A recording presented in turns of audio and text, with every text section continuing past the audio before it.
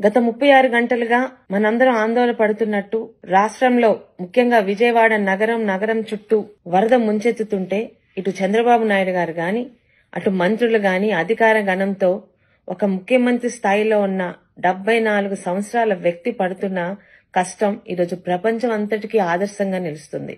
అలాంటి చంద్రబాబు నాయుడు గారి గురించి ఓడిపోయిన దగ్గర నుండి ఎక్కడ దాక్కున్నాడో తెలియదు గాని ఈరోజు 2 కెమెరాల ముందుకొచ్చి నోటికొచ్చినట్టు వాగుతున్న మాజీ మంత్రి అప్పలరాజు గారి గురించి ఆయనకి సమాధానం చెప్పడానికి మేము ముందుకొచ్చాను.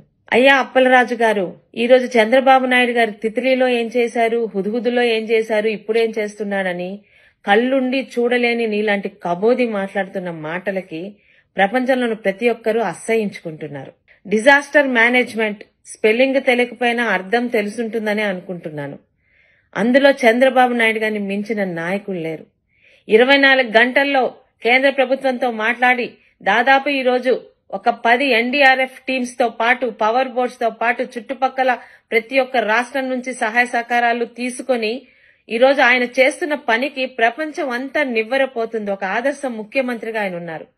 ఆయన వయసు కూడా మర్చిపోయి గత 36 గంటలకు ఆయన అసలు నిద్రపోయారో లేదో మాకు అర్థం కావట్లేదు.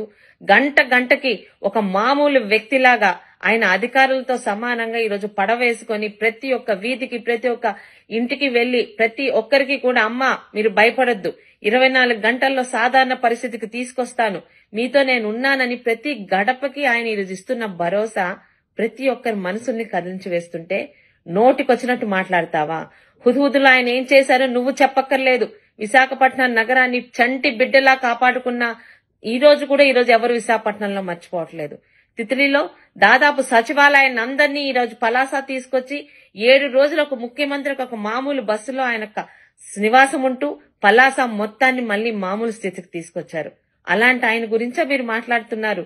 మీకు తెలిసొస్తే కదా ఈ రోజు మీ వరకు గత 5 సంవత్సరాలు మీ పాలనలో నెల్లూరు జిల్లాకు చుట్టుపక్కల వరదలు వచ్చినప్పుడు ఒక హెలికాప్టర్లోని వెర్రి నవ్వులు నవ్వుకుంటూ చూసిన వెళ్లిన అప్పటి ముఖ్యమంత్రి జగన్మోహన్ రెడ్డి గారికి ఈ రోజు నిద్రపోకుండా నిద్రాహారాలు మాని ప్రతి గడప తొక్కుతున్న మా ముఖ్యమంత్రి చంద్రబాబు నాయుడు గారికి ఎంత తేడా ఉందో ప్రజలకు అర్థమవుతుంది.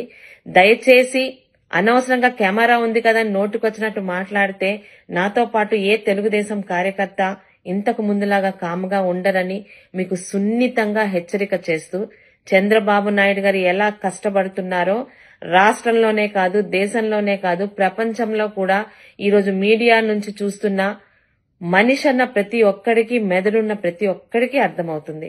మరి మీలాంటి పశువులకి ఎందుకు అర్థం కాదో మీరు మనుషులా పశువులా మీ ఇంగిత జ్ఞానానికే వదిలివేస్తూ ఫస్ట్ అండ్ లాస్ట్ వార్నింగ్ ఇస్తున్నాను అప్పలరాజు గారు. చంద్రబాబు నాయుడు గారి గురించి మాట్లాడేటప్పుడు నోటిని అదుపులో పెట్టుకోమని మీకు సున్నితంగా హెచ్చరిక చేస్తూ మీ సోదరి గౌతు శిరీష.